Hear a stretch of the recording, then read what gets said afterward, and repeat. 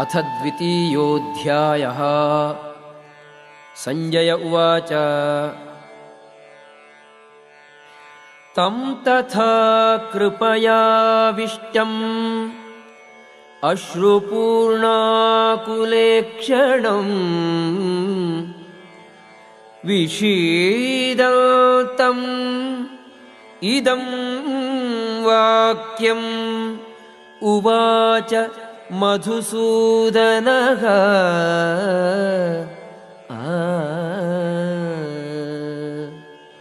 ಸಂಜಯನು ನುಡಿದನು.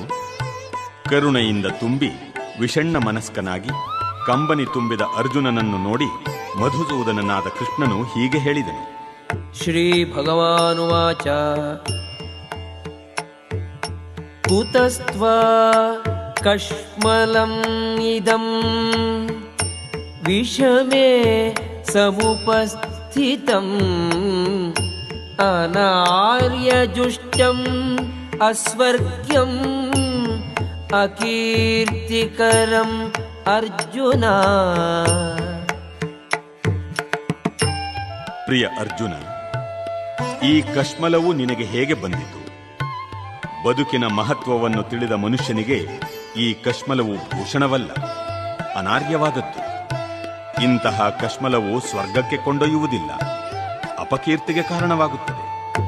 ಕ್ಲೈಬ್ಯಂ ಮಾಸ್ಮಗಮಃ ಪಾರ್ಥ ನೈತತ್ವಯಿ ಉಪಪದ್ಯತೆ ಕ್ಷುದ್ರಂ ಹೃದಯ ದೌರ್ಬಲ್ಯಂ ತ್ಯಕ್ತ್ವೋತ್ತಿಷ್ಠ ಪರಂ ತಪಾ. ಪೃಥ್ವಿಯ ಮಗನಾದ ಪಾರ್ಥನೆ, ಷಂಡತನವನ್ನು ಹೊಂದಬೇಡ. ಇದು ನಿನಗೆ ಯೋಗ್ಯವಾದದ್ದಲ್ಲ. ಶತ್ರುಗಳಿಗೆ ತಾಪವನ್ನುಂಟು ಮಾಡುವವನೇ, ಈ ಹೃದಯ ದೌರ್ಬಲ್ಯವು ಕ್ಷುದ್ರವಾದದ್ದು. ಇದನ್ನು ಬಿಟ್ಟು ಮೇಲೇಳು. ಅರ್ಜುನ ಉವಾಚ ಕಥಂ ಭೀಷ್ಮಮಹಂ ಸಂಖ್ಯೇ ದ್ರೋಣಂ ಚ ಮಧುಸೂದನ ಇಷುಭಿಃ ಪ್ರತಿಯೋತ್ಸ್ಯಾಮಿ ಪೂಜಾರ್ಹೌ ಅರಿಸೂದನ. ಅರ್ಜುನನು ಕೇಳಿದನು. ಶತ್ರು ಸಂಹಾರಕನೇ, ಮಧುವನ್ನು ಕೊಂದವನೇ, ಪೂಜಾರ್ಹರಾದ ಭೀಷ್ಮ, ದ್ರೋಣ ಮೊದಲಾದವರನ್ನು ಯುದ್ಧದಲ್ಲಿ ಬಾಣಗಳಿಂದ ಹೇಗೆ ಹೊಡೆಯಲಿ? ಗುರೂನ ಹತ್ವಾ ಹಿ ಮಹಾನುಭಾವಾನ್ ಶ್ರೇಯೋ ಭೋಕ್ತುಂ ಭೈಕ್ಷ್ಯಮಪೀಹ ಲೋಕೆ ಹತ್ವಾರ್ಥಕಾಮಾಂಸ್ತು ಗುರೂನಿಹೈವ ಭುಂಜೀಯ ಭೋಗಾನ್ ರುಧಿರ ಪ್ರದಿಗ್ಧಾನ್. ನನ್ನ ಗುರುಗಳಂತಹ ಮಹಾನುಭಾವರನ್ನು ಕೊಂದು ಜೀವಿಸುವುದಕ್ಕಿಂತ ಈ ಜಗತ್ತಿನಲ್ಲಿ ಭಿಕ್ಷೆಯನ್ನು ಬೇಡಿ ಬದುಕುವುದು ಉತ್ತಮ. ಐಹಿಕ ಜೀವನದಲ್ಲಿ ಐಶ್ವರ್ಯವನ್ನು ಬಯಸುವೆನಾದರೂ ಅವರು ಗುರುಗಳು. ಅವರನ್ನು ಕೊಂದರೆ ನಾವು ಅನುಭವಿಸುವ ಎಲ್ಲ ಭೋಗಗಳಿಗೂ ರಕ್ತವೂ ಅಂಟಿಕೊಂಡಿರುತ್ತದೆ. ನ ಚೈತದ್ವಿದ್ಮಃ ಕತರನ್ನೋ ಗರೀಯೋ ಯದ್ವಾ ಜಯೇಮ ಯದಿ ವಾ ನೋ ಜಯೇಯುಃ ಯಾನೇವ ಹತ್ವಾ ನ ಜಿಜೀವಿಷಾಮಃ ತೇವ ಸ್ಥಿತಾ ಪ್ರಮುಖೇ ಧಾರ್ತರಾಷ್ಟ್ರಾಃ. ಅವರನ್ನು ಸೋಲಿಸುವುದು ಅಥವಾ ಅವರಿಂದ ಸೋಲುವುದು, ಎರಡರಲ್ಲಿ ಯಾವುದು ಉತ್ತಮ ಎಂದೂ ನಮಗೆ ತಿಳಿಯದು. ನಾವು ಧೃತರಾಷ್ಟ್ರನ ಮಕ್ಕಳನ್ನು ಕೊಂದರೆ ನಮಗೆ ಜೀವಿಸಬೇಕೆಂಬ ಆಸೆ ಇರುವುದಿಲ್ಲ. ಆದರೂ ರಣರಂಗದಲ್ಲಿ ಅವರೆಲ್ಲ ನಮ್ಮ ಮುಂದೆ ನಿಂತಿದ್ದಾರೆ. ಕಾರ್ಪಣ್ಯ ದೋಷೋಪಗತ ಸ್ವಭಾವಃ ಪೃಚ್ಛಾಮಿ ತ್ವಾಂ ಧರ್ಮ ಸಮ್ಮೂಢಚೇತಾಃ ಯಚ್ಛ್ರೇಯಸ್ಯಾನ್ ನಿಶ್ಚಿತಂ ಬ್ರೂಹಿ ತಮೇ ಶಿಷ್ಯಸ್ತೇಹಂ ಶಾಧಿ ಮಾಂ ತ್ವಾಂ ಪ್ರಪನ್ನಂ. ಕಾರ್ಪಣ್ಯದ ದೌರ್ಬಲ್ಯದಿಂದ ನಾನೀಗ ನನ್ನ ಕರ್ತವ್ಯದ ಬಗ್ಗೆ ಗೊಂದಲದಲ್ಲಿದ್ದೇನೆ. ಚಿತ್ತ ಸ್ವಾಸ್ಥ್ಯವನ್ನು ಸಂಪೂರ್ಣವಾಗಿ ಕಳೆದುಕೊಂಡಿದ್ದೇನೆ. ಇಂತಹ ಸ್ಥಿತಿಯಲ್ಲಿ ನನಗೆ ಯಾವುದು ಶ್ರೇಯಸ್ಕರ ಎಂದು ನಿಶ್ಚಯವಾಗಿ ಹೇಳು. ನಾನೀಗ ನಿನ್ನ ಶಿಷ್ಯ ಮತ್ತು ನಿನಗೆ ಶರಣಾಗತನಾದ ಆತ್ಮ. ದಯೆಯಿಟ್ಟು ನನಗೆ ಮಾರ್ಗದರ್ಶನ ಮಾಡು. ನಹಿ ಪ್ರಪಶ್ಯಾಮಿ ಮಮಾಪನುದ್ಯಾದ್ ಯಚ್ಛೋಕಮುಚ್ಛೋಷಣಂ ಇಂದ್ರಿಯಾಣಾಂ ಅವಾಪ್ಯ ಭೂಮೌ ಅಸಪತ್ನಂ ವೃದ್ಧಂ ರಾಜ್ಯಂ ಸುರಾಣಾಮಪಿ ಚಾಧಿಪತ್ಯಂ. ನನ್ನ ಇಂದ್ರಿಯಗಳನ್ನು ಸೊರಗಿಸುತ್ತಿರುವ ಈ ದುಃಖವನ್ನು ಹೊಡೆದೋಡಿಸಲು ನನಗೆ ಮಾರ್ಗವೇ ಕಾಣುತ್ತಿಲ್ಲ. ಭೂಮಿಯಲ್ಲಿ ಸಮೃದ್ಧವಾದ ಸಾಟಿಯೇ ಇಲ್ಲದ ರಾಜ್ಯವನ್ನು ಗೆದ್ದುಕೊಂಡರೂ ಸ್ವರ್ಗದಲ್ಲಿರುವ ದೇವತೆಗಳ ಪ್ರಭುತ್ವದಂತಹ ಪ್ರಭುತ್ವವನ್ನು ಪಡೆದುಕೊಂಡರೂ ನಾನು ಈ ದುಃಖವನ್ನು ಹೋಗಲಾಡಿಸಿಕೊಳ್ಳಲಾರೆ. ಸಂಜಯ ಉವಾಚ ಏವಮುಕ್ತ್ವಾ ಹೃಷೀಕೇಶಂ ಗುಡಾಕೇಶಃ ಪರಂ ತಪಾ ನಯೋತ್ಸ್ಯೇ ಇತಿ ಗೋವಿಂದಂ ಉಕ್ತ್ವಾ ತೂಷ್ಣೀಂ ಬಭೂವಃ. ಸಂಜಯನು ನುಡಿದನು, ಶತ್ರುಗಳನ್ನು ನಿಗ್ರಹಿಸಬಲ್ಲ ಅರ್ಜುನನು ಈ ಪ್ರಕಾರ ಶ್ರೀಕೃಷ್ಣನಿಗೆ ತಿಳಿಸಿ, ಗೋವಿಂದ, ನಾನು ಯುದ್ಧ ಮಾಡುವುದಿಲ್ಲ ಎಂದು ಹೇಳಿ ಮೌನ ತಾಳಿದನು. ತಮುವಾಚ ಹೃಷೀಕೇಶಃ ಪ್ರಹಸನ್ನಿವ ಭಾರತ ಸೇನಯೋರುಭಯೋರ್ಮಧ್ಯೆ ವಿಷೀದಂತಮಿದಂ ವಚಃ.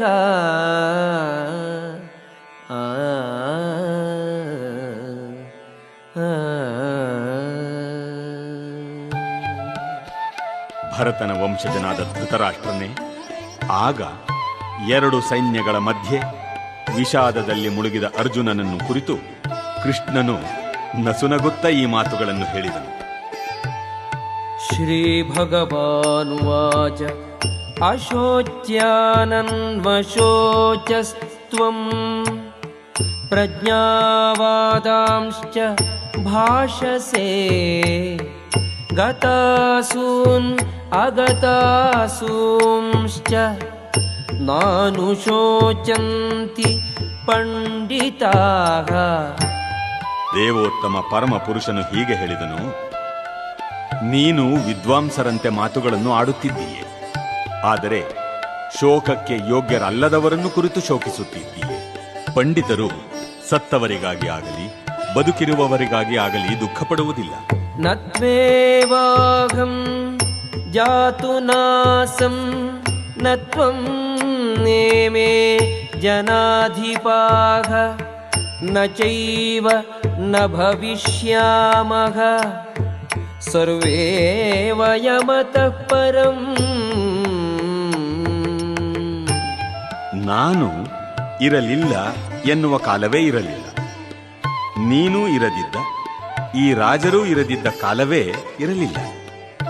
ಭವಿಷ್ಯದಲ್ಲಿಯೂ ನಾವೆಲ್ಲರೂ ಇರುವುದಿಲ್ಲ ಎನ್ನುವುದೇ ಇಲ್ಲ.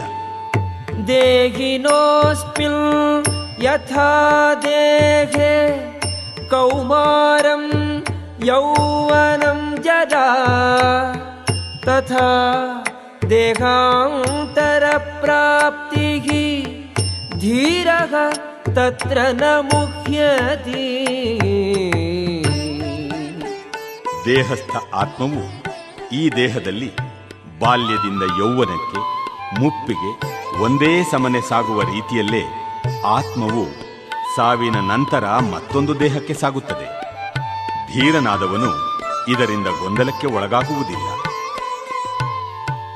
ಮಾತ್ರ ಸ್ಪರ್ಶಾಸ್ತು ಕೌಂತೇಯ ಶೀತೋಷ್ಣ ಸುಖ ದುಃಖದಾಃ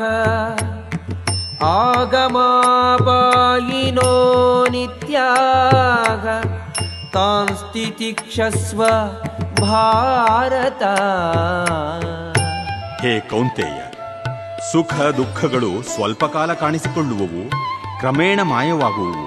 ಚಳಿಗಾಲ ಮತ್ತು ಬೇಸಿಗೆಗಳು ಕಾಣಿಸಿಕೊಂಡು ಮಾಯವಾಗುವಂತೆ ಭರತವಂಶಜನೇ, ಅವು ಇಂದ್ರಿಯಗಳ ಗ್ರಹಣ ಶಕ್ತಿಯಿಂದ ಉದ್ಭವವಾಗುತ್ತವೆ.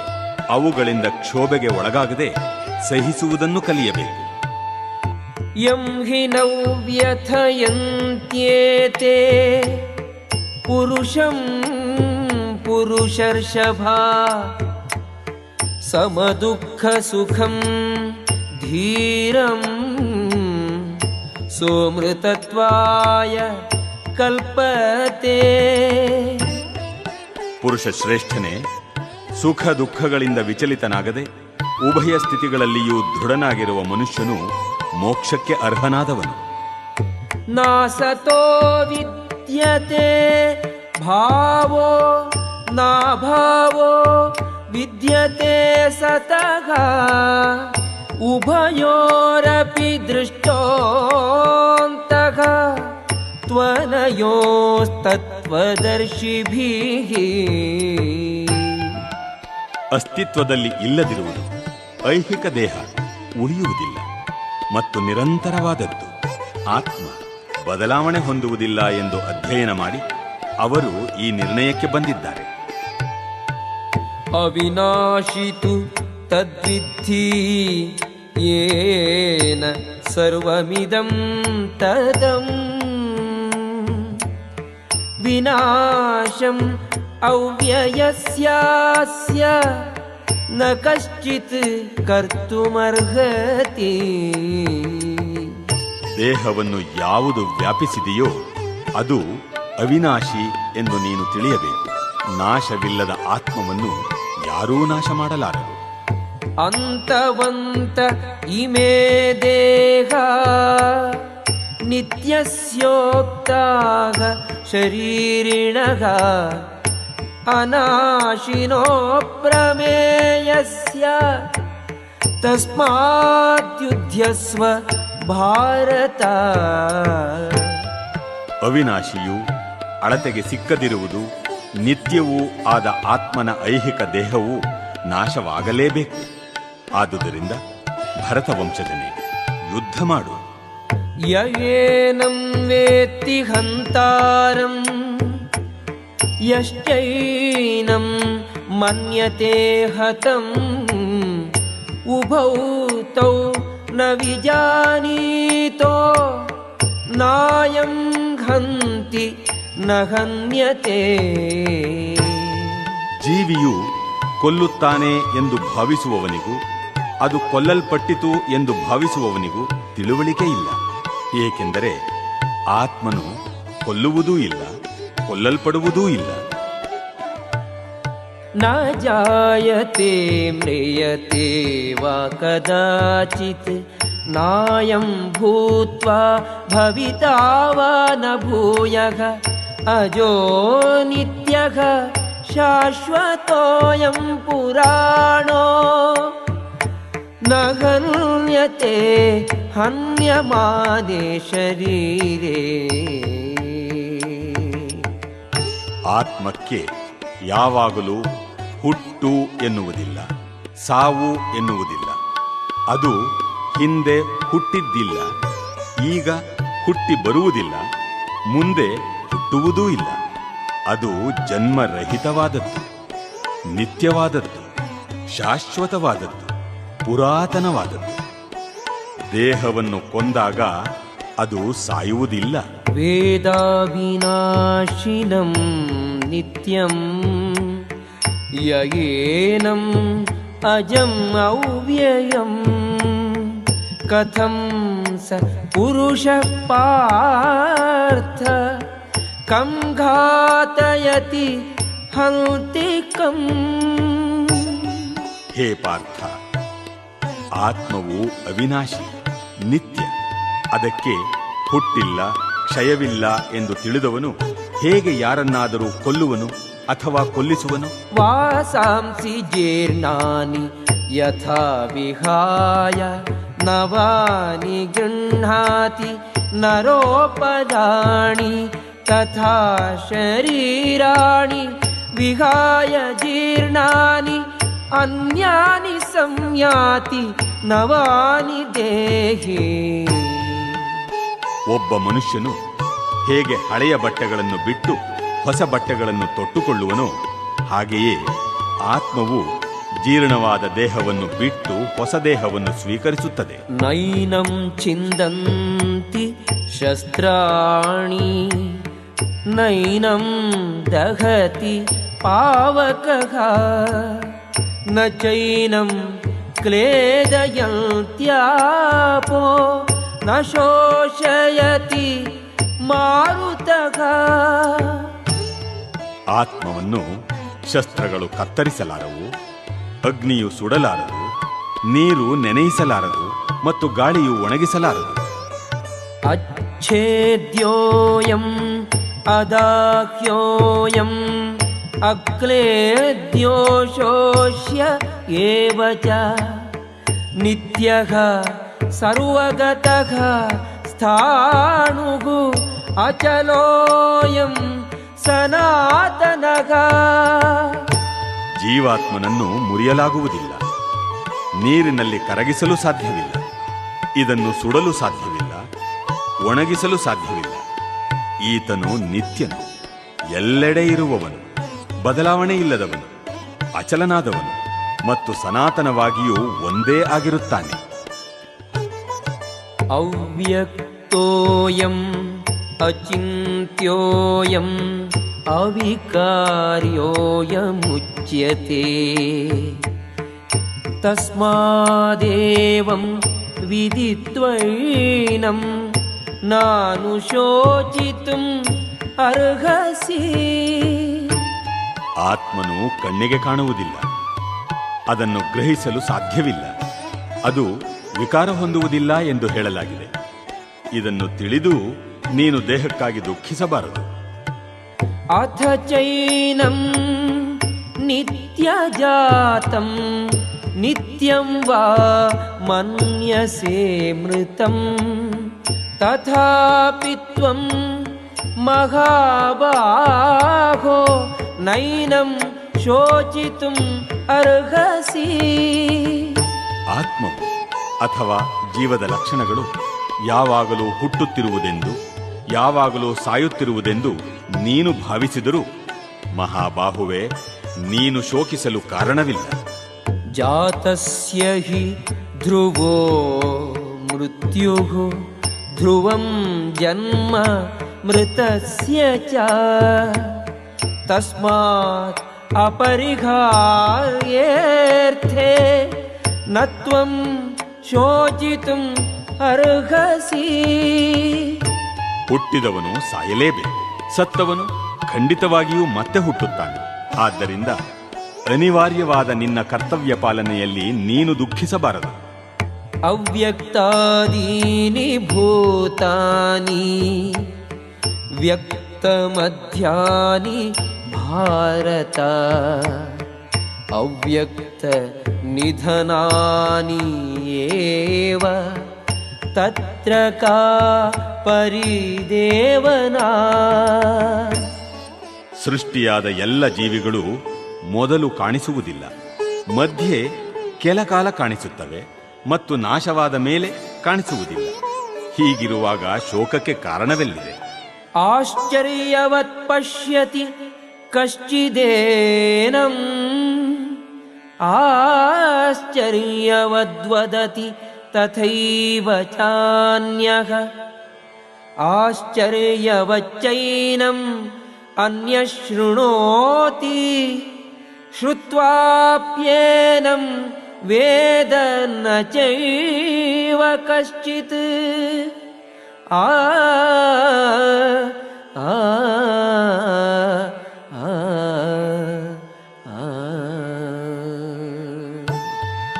ಕೆಲವರು ಆತ್ಮನನ್ನು ಆಶ್ಚರ್ಯದಿಂದ ಕಾಣುತ್ತಾರೆ, ಕೆಲವರು ಅವನನ್ನು ಆಶ್ಚರ್ಯಕರ ಎಂದು ವರ್ಣಿಸುತ್ತಾರೆ, ಮತ್ತೆ ಕೆಲವರು ಅವನು ಆಶ್ಚರ್ಯಕರ ಎನ್ನುವ ಮಾತನ್ನು ಕೇಳುತ್ತಾರೆ.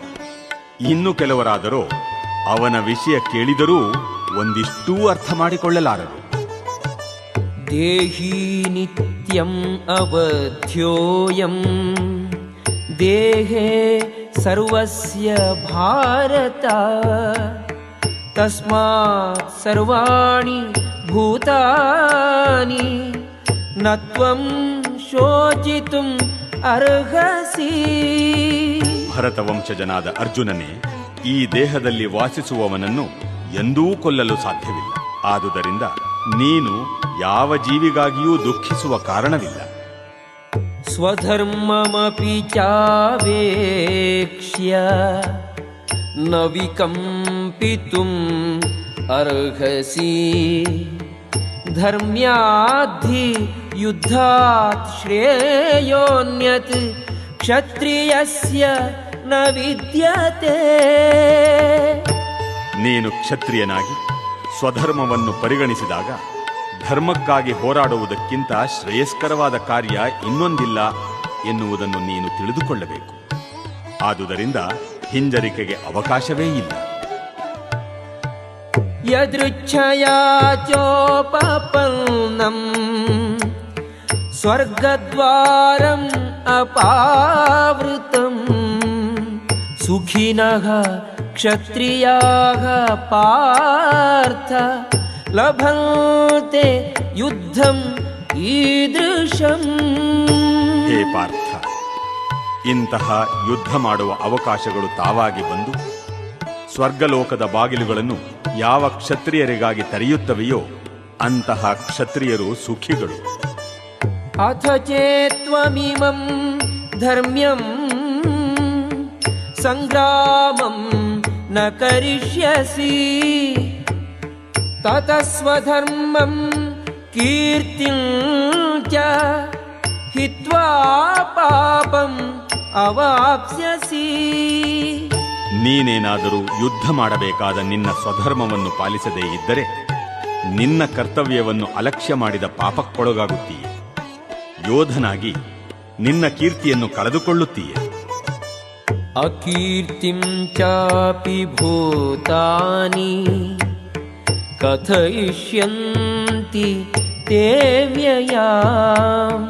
ಸಂಭಾವಿತಸ್ಯ ಚ ಅಕೀರ್ತಿಃ ಮರಣಾತ್ ಅತಿರಿಚ್ಯತೆ. ಜನರು ಎಂದೆಂದಿಗೂ ನಿನ್ನ ಅಪಕೀರ್ತಿಯನ್ನು ಕುರಿತು ಮಾತನಾಡುತ್ತಾರೆ. ಗೌರವಾರ್ಹನಾದವನಿಗೆ ಅಪಕೀರ್ತಿಯು ಸಾವಿಗಿಂತ ಕೇಡು. ಭಯಾದ್ರಣಾತ್ ಉಪರತಂ ಮಂಸ್ಯಂತೆ ತ್ವಾಂ ಮಹಾರಥಾಃ. ಯೇಷಾಂ ಚ ತ್ವಂ ಬಹುಮತೋ ಭೂತ್ವಾ ಯಾಸ್ಯಸಿ ಲಾಘವಂ. ನಿನ್ನ ವಿಷಯದಲ್ಲಿ ಅತ್ಯಂತ ಗೌರವವನ್ನಿಟ್ಟುಕೊಂಡಿರುವ ಮಹಾರಥರು ನೀನು ಭಯದಿಂದಲೇ ರಣಭೂಮಿಯನ್ನು ಬಿಟ್ಟು ಹೋದೆ ಎಂದು ಭಾವಿಸುತ್ತಾರೆ ಮತ್ತು ನಿನ್ನ ವಿಷಯವಾಗಿ ಹಗುರವಾಗಿ ಪರಿಗಣಿಸುತ್ತಾರೆ.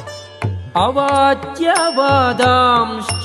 ಬಹೂನ್ ವದಿಷ್ಯಂತಿ ತವಾಹಿತಾಃ. ನ್ಯೂದಂತಸ್ತವ ಸಾಮರ್ಥ್ಯಂ ತತೋ ದುಃಖತರಂ ನು ಕಿಂ. ನಿನ್ನ ಶತ್ರುಗಳು ನಿನ್ನ ವಿಷಯವಾಗಿ ಅವಾಚ್ಯ ಶಬ್ದಗಳನ್ನಾಡುವರು, ನಿನ್ನ ಸಾಮರ್ಥ್ಯವನ್ನು ನಿಂದಿಸುವರು. ನಿನಗೆ ಇದಕ್ಕಿಂತ ಹೆಚ್ಚು ದುಃಖಕರವಾದದ್ದು ಏನು? ಹತೋ ವಾ ಪ್ರಾಪ್ಸ್ಯಸಿ ಸ್ವರ್ಗಂ ಜಿತ್ವಾ ವಾ ಭೋಕ್ಷ್ಯಸೇ ಮಹೀಂ.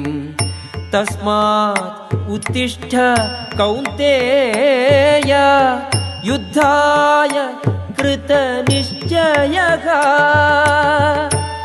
ಅರ್ಜುನನೇ, ನೀನು ಯುದ್ಧದಲ್ಲಿ ಮಡಿದು ಸ್ವರ್ಗವನ್ನು ಸೇರುತ್ತೀಯೇ ಅಥವಾ ಗೆದ್ದು ಭೂಮಿಯ ಮೇಲೆ ರಾಜ್ಯವನ್ನು ಅನುಭವಿಸುತ್ತೀಯೇ?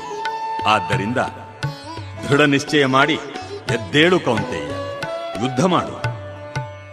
ಸುಖ ದುಃಖೇ ಸಮೇ ಕೃತ್ವಾ ಲಾಭಾಲಾಭೌ ಜಯಾಜಯೌ. ತತೋ ಯುದ್ಧಾಯ ಯುಜ್ಯಸ್ವ ನೈವಂ ಪಾಪಂ ಅವಾಪ್ಸ್ಯಸಿ. ಸುಖ ದುಃಖಗಳನ್ನು, ಲಾಭ ನಷ್ಟಗಳನ್ನು, ಜಯಾಪಜಯಗಳನ್ನು ಪರಿಗಣಿಸದೆ ಯುದ್ಧ ಮಾಡಲೆಂದೇ ಯುದ್ಧ ಮಾಡು. ಹೀಗೆ ಮಾಡಿದರೆ ನಿನಗೆ ಪಾಪದ ಲೇಪವಿಲ್ಲ, येषा ते अभिहिता साङ्ख्ये बुद्धिः योगे तु इमां शृणु बुद्ध्या युक्तो यया पार्थ कर्मबन्धं प्रहास्यसि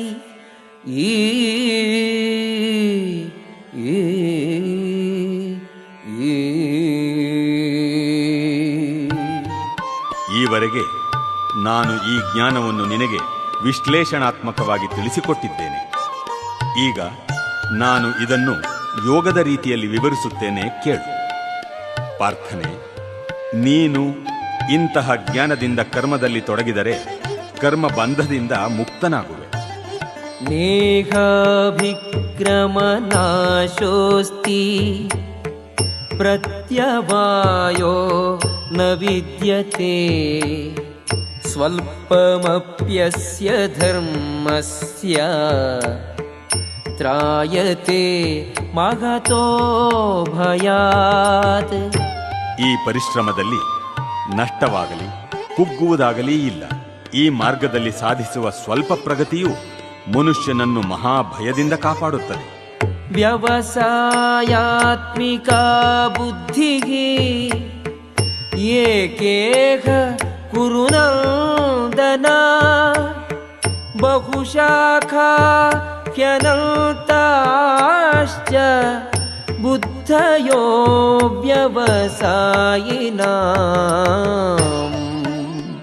ಈ ಮಾರ್ಗದಲ್ಲಿ ಇರುವವರು ದೃಢ ಸಂಕಲ್ಪ ಹೊಂದಿರುತ್ತಾರೆ ಮತ್ತು ಅವರಿಗೆ ಒಂದೇ ಗುರಿ. ಪ್ರೀತಿಯ ಕುರುನಂದನನೇ, ನಿಶ್ಚಯ ಸ್ವಭಾವವಿಲ್ಲದವರ ಬುದ್ಧಿಗೆ ಅನೇಕ ಶಾಖೆಗಳಿರುತ್ತವೆ. ಯಾಮಿ ಮಾಂ ಪುಷ್ಪಿತಾಂ ವಾಚಂ ಪ್ರವದಂತಿ ಅವಿಪಶ್ಚಿತಃ ವೇದವಾದರತಾಃ ಪಾರ್ಥ ನಾನ್ಯದಸ್ತೀತಿ ವಾದಿನಃ ಕಾಮಾತ್ಮಾನಃ ಸ್ವರ್ಗಪರಾಃ ಜನ್ಮ ಕರ್ಮ ಫಲಪ್ರದಾಂ ಕ್ರಿಯಾ ವಿಶೇಷ ಬಹುಲಾಂ ಭೋಗೈಶ್ವರ್ಯ ಗತಿಂ ಪ್ರತಿ. ಅಲ್ಪಜ್ಞಾನಿಗಳಾದವರು ವೇದಗಳಲ್ಲಿನ ಅಲಂಕಾರದ ಮಾತುಗಳಿಗೆ ಮೋಹಗೊಳ್ಳುತ್ತಾರೆ. ಈ ಮಾತುಗಳು ಸ್ವರ್ಗಲೋಕಗಳ ಪ್ರಾಪ್ತಿ, ಒಳ್ಳೆಯ ಜನ್ಮ, ಅಧಿಕಾರ ಮೊದಲಾದವುಗಳಿಗಾಗಿ ಹಲವಾರು ಕಾಮ್ಯಕರ್ಮಗಳನ್ನು ಪ್ರಶಂಸಿಸಿ ಹೇಳುತ್ತವೆ.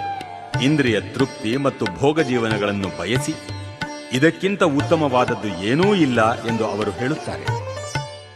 ಭೋಗೈಶ್ವರ್ಯ ಪ್ರಸಕ್ತಾನಾಂ ತಯಾ ಅಪಹೃತ ಚೇತಸಾಂ ವ್ಯವಸಾಯಾತ್ಮಿಕ ಬುದ್ಧಿಃ ಸಮಾಧೌ ನ ವಿಧೀಯತೆ. ಭೋಗ ಮತ್ತು ಪ್ರಾಪಂಚಿಕ ಸಂಪತ್ತಿಗೆ ಅತಿಯಾಗಿ ಅಂಟಿಕೊಂಡವರಲ್ಲಿ ಮತ್ತು ಇಂತಹ ವಿಷಯಗಳಿಂದ ಚಿತ್ತಭ್ರಮಣೆಯಾದವರಲ್ಲಿ ಭಗವಂತನ ಭಕ್ತಿ ಸೇವೆಗಾಗಿ ದೃಢ ಸಂಕಲ್ಪವೂ ಇರುವುದಿಲ್ಲ. ತ್ರೈಗುಣ್ಯ ವಿಷಯ ವೇದಾಃ ನಿಸ್ತ್ರೈಗುಣ್ಯೋ ಭವಾರ್ಜುನ ನಿರ್ದ್ವಂದ್ವೋ ನಿತ್ಯ ಸತ್ವಸ್ಥೋ ನಿರ್ಯೋಗಕ್ಷೇಮ ಆತ್ಮವಾನ್. ವೇದಗಳು ಬಹುಮಟ್ಟಿಗೆ ತ್ರೈಗುಣ್ಯದ ವಿಷಯವನ್ನು ಹೇಳುತ್ತವೆ. ಅರ್ಜುನ, ನೀನು ತ್ರೈಗುಣ್ಯಗಳನ್ನು ಮೀರಿದವನಾಗು, ಎಲ್ಲ ದ್ವಂದ್ವಗಳಿಂದ ಮುಕ್ತನಾಗಿರು, ಲಾಭ ಮತ್ತು ಯೋಗಕ್ಷೇಮಗಳನ್ನು ಕುರಿತು ಚಿಂತೆಯಿಲ್ಲದವನಾಗು, ಆತ್ಮದಲ್ಲಿ ನಿಷ್ಠನಾಗು. ಯಾವಾನರ್ಥಃ ಉದಪಾನೆ ಸರ್ವತಃ ಸಂಪ್ಲುತೋದಕೆ ತಾವಾನ್ ಸರ್ವೇಷು ವೇದೇಷು ಬ್ರಾಹ್ಮಣಸ್ಯ ವಿಜಾನತಃ. ಒಂದು ಸಣ್ಣ ಬಾವಿ ಮಾಡುವ ಕೆಲಸವನ್ನೆಲ್ಲ ದೊಡ್ಡ ಜಲಾಶಯವೂ ಮಾಡಬಲ್ಲದು. ಹಾಗೆಯೇ ವೇದಗಳ ಹಿಂದಿರುವ ಉದ್ದೇಶಗಳನ್ನು ತಿಳಿದವನಿಗೆ ವೇದಗಳ ಎಲ್ಲ ಪ್ರಯೋಜನವೂ ಆಗುತ್ತದೆ. ಕರ್ಮಣ್ಯೇವಾಧಿಕಾರಸ್ತೆ ಮಾ ಫಲೇಷು ಕದಾಚನ ಮಾ ಕರ್ಮಫಲಹೇತುಃ ಭೂ ಮಾತೇ ಸಂಗೋಸ್ತು ಅಕರ್ಮಣಿ. ನಿನಗೆ ನಿಯೋಜಿತ ಕರ್ತವ್ಯವನ್ನು ಮಾಡುವುದಕ್ಕಷ್ಟೇ ಅಧಿಕಾರ. ಆದರೆ ಕರ್ಮಫಲಕ್ಕೆ ನಿನಗೆ ಅಧಿಕಾರವಿಲ್ಲ. ಕರ್ಮಫಲಕ್ಕೆ ನೀನು ಕಾರಣ ಎಂದು ಭಾವಿಸಲೇಬೇಡ. ಕರ್ಮವನ್ನು ಬಿಡಬೇಕೆಂದು ನಿನಗೆ ಮನಸ್ಸಾಗದಿರಲಿ. ಯೋಗಸ್ಥಃ ಕುರು ಕರ್ಮಾಣಿ ಸಂಗಂ ತ್ಯಕ್ತ್ವಾ ಧನಂಜಯ ಸಿದ್ಧ್ಯ ಸಿದ್ಧ್ಯೋಗೋ ಸಮೋ ಭೂತ್ವಾ ಸಮತ್ವಂ ಯೋಗ ಉಚ್ಯತೆ. ಗೆಲುವು ಸೋಲುಗಳಲ್ಲಿ ಯಾವುದೇ ಆಸಕ್ತಿಯನ್ನು ಇಟ್ಟುಕೊಳ್ಳದೆ ಸಮಚಿತ್ತದಿಂದ ನಿನ್ನ ಕರ್ತವ್ಯವನ್ನು ಮಾಡು. ಅರ್ಜುನ, ಇಂತಹ ಸಮಚಿತ್ತತೆಗೆ ಯೋಗ ಎಂದು ಹೆಸರು. ದೂರೇಣ ಹ್ಯವರಂ ಕರ್ಮ ಬುದ್ಧಿಯೋಗಾತ್ ಧನಂಜಯ ಬುದ್ಧೌ ಶರಣಂ ಅನ್ವಿಚ್ಛ ಕೃಪಣಾಗ ಫಲಹೇತವಃ. ಧನಂಜಯ, ಭಕ್ತಿಪೂರ್ವಕ ಸೇವೆಯಿಂದ ಎಲ್ಲ ಹೇಯ ಕಾರ್ಯಗಳನ್ನು ದೂರ ಮಾಡು. ಇಂತಹ ಪ್ರಜ್ಞೆಯಲ್ಲಿ ಭಗವಂತನಿಗೆ ಶರಣಾಗತನಾಗು. ತಮ್ಮ ಕರ್ಮಗಳ ಫಲಕ್ಕಾಗಿ ಆಸೆ ಪಡುವವರು ಕೃಪಣರು. ಬುದ್ಧಿಯುಕ್ತೋ ಜಗತೀಹ ಉಭೇ ಸುಕೃತ ದುಷ್ಕೃತೆ ತಸ್ಮಾದ್ಯೋಗಾಯ ಯುಜ್ಯಸ್ವ ಯೋಗಃ ಕರ್ಮಸು ಕೌಶಲಂ. ಭಕ್ತಿ ಸೇವೆಯಲ್ಲಿ ನಿರತನಾದವನು ಈ ಜನ್ಮದಲ್ಲಿಯೇ ಸುಕೃತ ದುಷ್ಕೃತಗಳನ್ನು ದೂರ ಮಾಡುತ್ತಾನೆ. ಆದುದರಿಂದ ಯೋಗವನ್ನು ಪಡೆಯಲು ಶ್ರಮಿಸು. ಅದೇ ಕರ್ಮಕೌಶಲ. ಕರ್ಮಜಂ ಬುದ್ಧಿಯುಕ್ತಾಗಿ ಫಲಂ ತ್ಯಕ್ತ್ವಾ ಮನೀಷಿಣಃ ಜನ್ಮಬಂಧ ವಿನಿರ್ಮುಕ್ತಾಃ ಪದಂ ಗಚ್ಚಂತಿ ಅನಾಮಯಂ. ಹೀಗೆ ಭಕ್ತಿ ಸೇವೆಯಲ್ಲಿ ನಿರತರಾಗಿ ಮಹರ್ಷಿಗಳು ಅಥವಾ ಭಕ್ತರು ಐಹಿಕ ಜಗತ್ತಿನಲ್ಲಿ ಕರ್ಮಫಲದಿಂದ ಮುಕ್ತರಾಗುತ್ತಾರೆ. ಹೀಗೆ ಅವರು ಹುಟ್ಟು ಸಾವುಗಳ ಚಕ್ರದಿಂದ ಬಿಡುಗಡೆ ಹೊಂದುತ್ತಾರೆ ಮತ್ತು ಭಗವದ್ಧಾಮಕ್ಕೆ ಮರಳಿ ಎಲ್ಲ ದುಃಖಗಳನ್ನು ಮೀರಿದ ಸ್ಥಿತಿಯನ್ನು ಪಡೆಯುತ್ತಾರೆ. ಯದಾ ತೇ ಮೋಹಕಲಿಲಂ ಬುದ್ಧಿಃ ವ್ಯತಿತರಿಷ್ಯತಿ ತದಾ ಗಂತಾಸಿ ನಿರ್ವೇದಂ ಶ್ರೋತವ್ಯಸ್ಯ ಶ್ರುತಸ್ಯ ಚ. ನಿನ್ನ ಬುದ್ಧಿಯು ಭ್ರಾಂತಿಯ ದಟ್ಟವಾದ ಕಾಡಿನಿಂದ ಹೊರಕ್ಕೆ ಬಂದ ನಂತರ ನೀನು ಹಿಂದೆ ಕೇಳಿರುವುದೆಲ್ಲಕ್ಕೆ ಮತ್ತು ಮುಂದೆ ಕೇಳುವುದೆಲ್ಲಕ್ಕೆ ನಿರ್ಲಕ್ಷ್ಯವನ್ನು ತೋರಬೇಕು.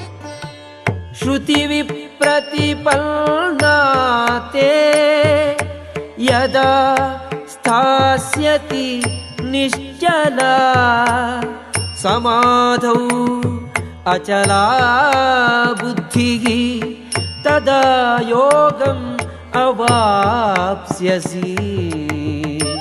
ವೇದಗಳ ಅಲಂಕಾರಿಕ ಭಾಷೆಯು ನಿನ್ನ ಮನಸ್ಸನ್ನು ಕಲಕದೇ ಇರುವಾಗ, ಮನಸ್ಸು ಸಮಾಧಿಯಲ್ಲಿ ನಿಶ್ಚಲವಾಗಿರುವಾಗ ನೀನು ದಿವ್ಯ ಪ್ರಜ್ಞೆ ಪಡೆಯುತ್ತೀಯೆ.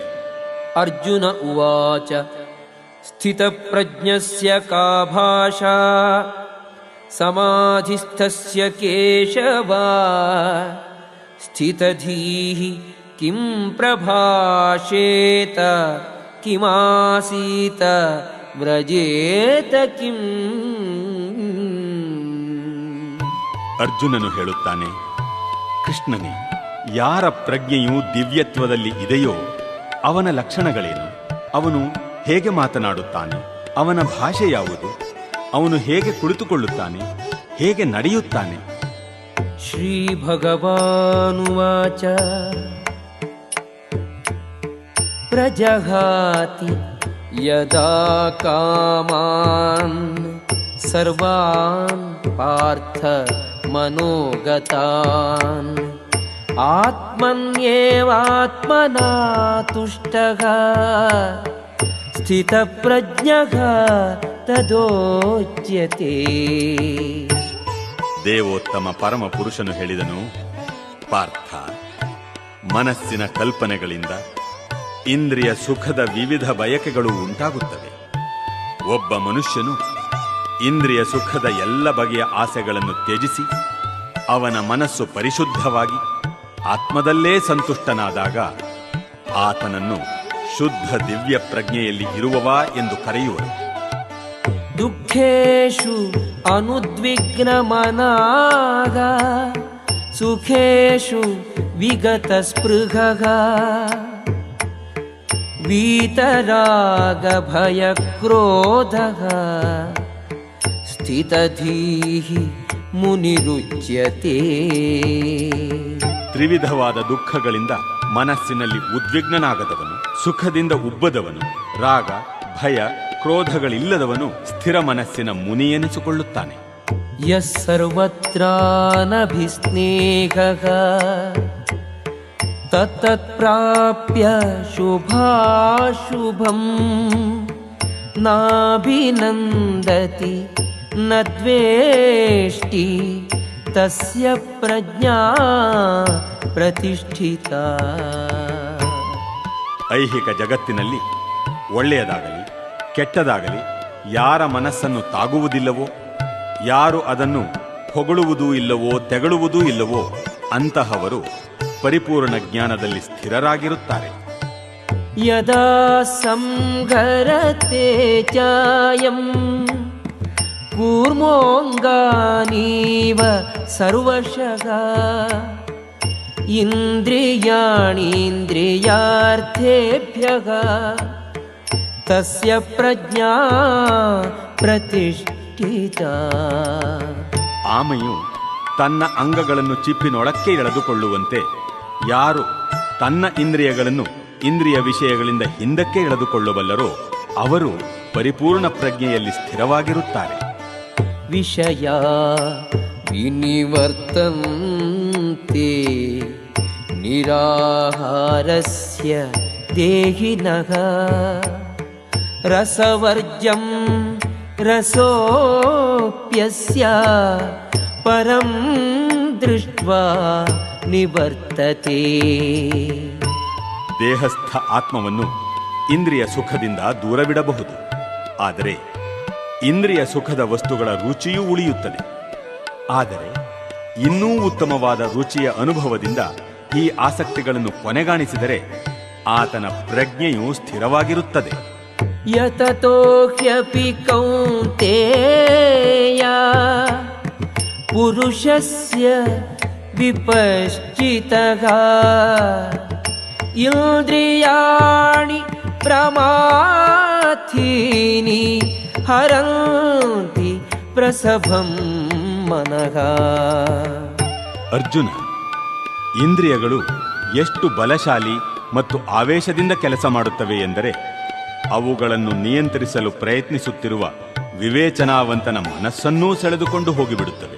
ತಾನಿ ಸರ್ವಾಣಿ ಸಂಯಮ್ಯ ಯುಕ್ತ ಆಸೀತ ಮತ್ಪರಃ ವಶೇ ಹಿ ಯಸ್ಯೇಂದ್ರಿಯಾಣಿ ತಸ್ಯ ಪ್ರಜ್ಞಾ ಪ್ರತಿಷ್ಠಿತಾ.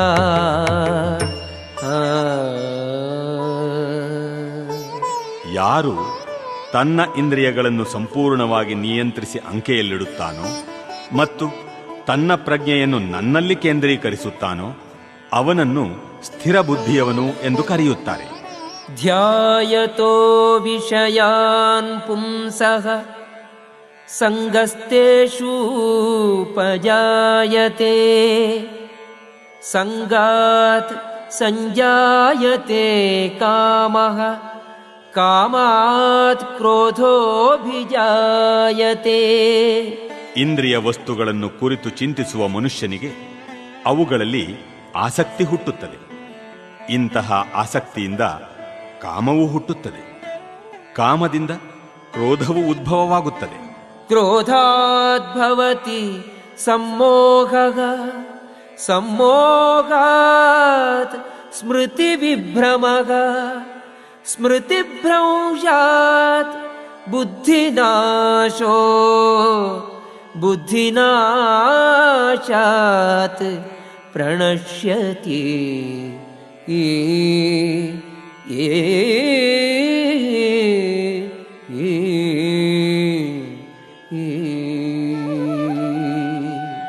ಕ್ರೋಧದಿಂದ ಸಮ್ಮೋಹವೂ ಉಂಟಾಗುತ್ತದೆ. ಸಮ್ಮೋಹದಿಂದ ಸ್ಮೃತಿಯ ಭ್ರಮೆಯುಂಟಾಗುತ್ತದೆ. ಸ್ಮೃತಿ ಭ್ರಮೆಯಿಂದ ಬುದ್ಧಿನಾಶವಾಗುತ್ತದೆ. ಬುದ್ಧಿನಾಶವಾದಾಗ ಮನುಷ್ಯನು ಮತ್ತೆ ಐಹಿಕ ಪ್ರಪಂಚದಲ್ಲಿ ಮುಳುಗುತ್ತಾನೆ. ರಾಗದ್ವೇಷ ವಿಯುಕ್ತೈಸ್ತು ವಿಷಯಾನ್ ಇಂದ್ರಿಯೈಶ್ಚರನ್ ಆತ್ಮವಶ್ಯೈಃ ವಿಧೇಯಾತ್ಮಾ ಪ್ರಸಾದಂ ಅಧಿಗಚ್ಚತಿ.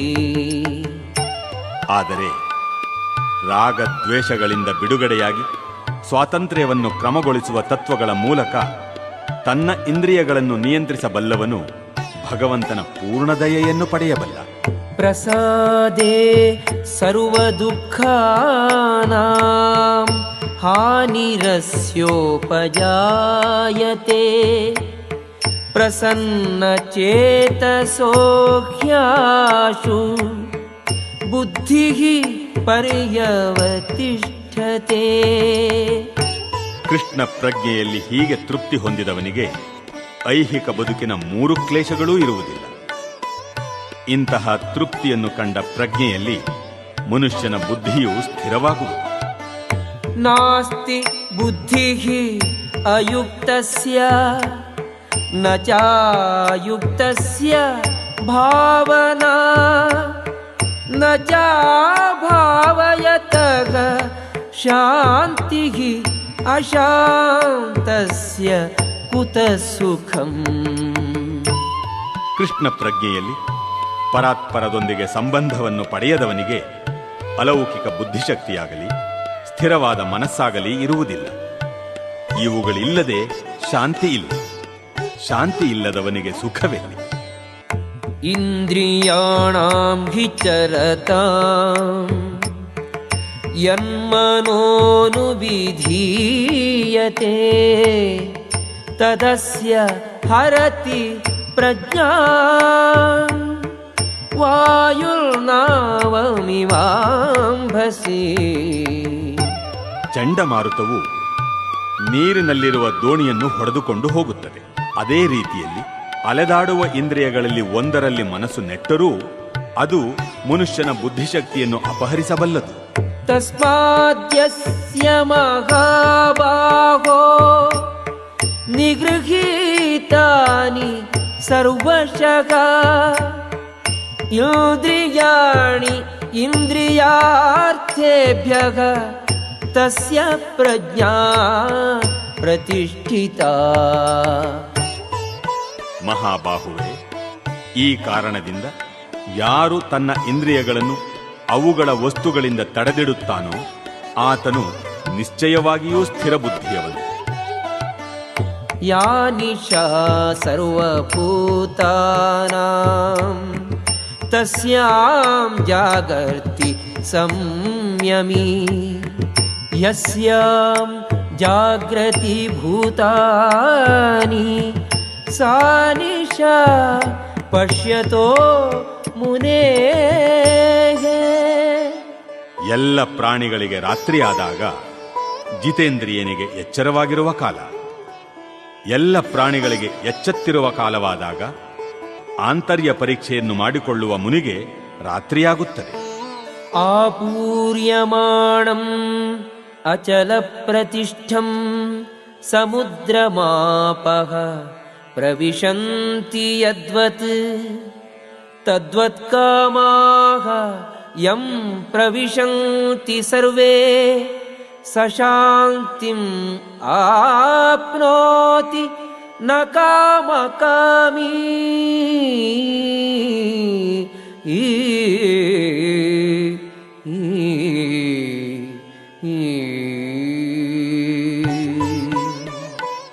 ಸದಾ ನದಿಗಳು ಪ್ರವೇಶಿಸಿ ನೀರು ತುಂಬುತ್ತಿದ್ದರೂ ಶಾಂತವಾಗಿರುವ ಸಾಗರದಂತೆ ನಿರಂತರವಾಗಿ ಹರಿದು ಬರುವ ಕಾಮಗಳಿಂದ ಮನಸ್ಸು ಕಲಕದಂತಿರುವ ಮನುಷ್ಯನು ಮಾತ್ರವೇ ಶಾಂತಿಯನ್ನು ಸಾಧಿಸಬಲ್ಲ.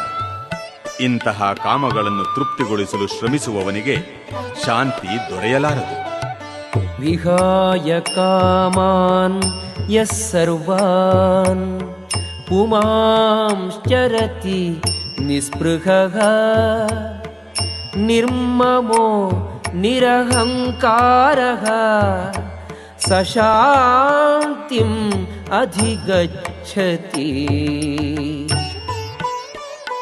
ಯಾವ ಮನುಷ್ಯನು ಇಂದ್ರಿಯ ತೃಪ್ತಿಯ ಎಲ್ಲ ಬಯಕೆಯನ್ನು ತ್ಯಜಿಸಿದ್ದಾನೋ, ಬಯಕೆಗಳಿಂದ ಮುಕ್ತನಾಗಿ ಬದುಕುತ್ತಾನೋ, ಒಡೆತನದ ಭಾವವನ್ನು ಸಂಪೂರ್ಣವಾಗಿ ಬಿಟ್ಟು ಬಿಟ್ಟಿದ್ದಾನೋ ಮತ್ತು ಅಹಂಕಾರ ರಹಿತನಾಗಿದ್ದಾನೋ ಅವನು ಮಾತ್ರ ನಿಜವಾದ ಶಾಂತಿಯನ್ನು ಪಡೆಯಬಲ್ಲ.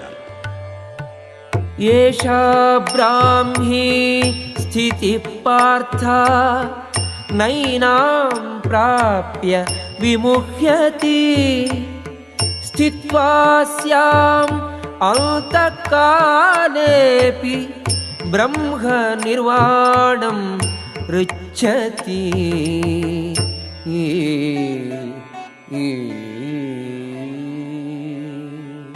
ಇದು ಆಧ್ಯಾತ್ಮಿಕ ಮತ್ತು ದೇವಸಮ್ಮತ ಬದುಕಿನ ರೀತಿ. ಇದನ್ನು ಸಾಧಿಸಿದ ಅನಂತರ ಮನುಷ್ಯನು ಭ್ರಮೆಗೆ ಒಳಗಾಗುವುದಿಲ್ಲ. ಸಾವಿನ ಗಳಿಗೆಯಲ್ಲೂ ಮನುಷ್ಯನು ಈ ಸ್ಥಿತಿಯಲ್ಲಿದ್ದರೆ ಭಗವದ್ಧಾಮವನ್ನು ಪ್ರವೇಶಿಸುತ್ತಾನೆ. ಓಂ ತತ್ಸದಿತಿ ಶ್ರೀಮದ್ಭಗವದ್ಗೀತಾಸು ಉಪನಿಷತ್ಸು ಬ್ರಹ್ಮವಿದ್ಯಾಯಾಂ ಯೋಗಶಾಸ್ತ್ರೇ ಶ್ರೀಕೃಷ್ಣಾರ್ಜುನ ಸಂವಾದೇ ಸಾಂಖ್ಯಯೋಗೋ ನಾಮ ದ್ವಿತೀಯೋಧ್ಯಾಯಃ.